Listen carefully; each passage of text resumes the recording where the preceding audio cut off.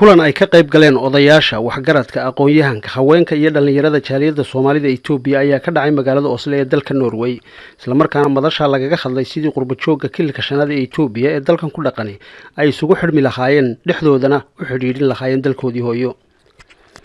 shirkaas waxaa si weyn loogu lafaguray sidii loo dhaqaajin lahaa howlaha jaaliyada loona samayn lahaa guddi guud oo hogaamisa jaaliyada dood iyo falanqayn kadibna waxa la isku waafaqay oo la isla qaatay sidii looga dhabayn lahaa hirgelinta himiladaas.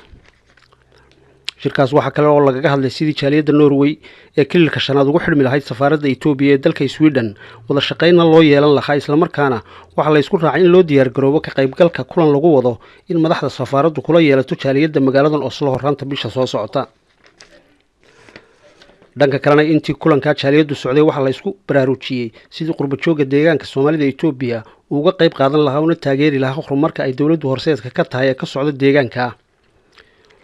intii shirku socday waxa kale oo khadka telefoonka kula soo xiriiray maareeyaha qurba joogga kilka shanaad Cabdi Macalin Maxamed waxaanu shir gudoonkii shirkaas Cabdirasaaq Cismaan u sheegay ka qaybgalayaashii kulanka in maareeyuhu u soo gudbiyay qurba joogga fariin ka timi madaxweynaha deegaanka Soomaalida Itoobiya oo nuxurkeedu ahaa inay jaaliyadu isku xidhanto isla markaana ay soo maalgashadaan deegaanada ay ka soo kala jeedaan ee kilka iyo guud ahaan dalkooda Itoobiya. Muuse Jambir iyo Maxamed Jaandiif TV-ga qaranka Oslo, Norway.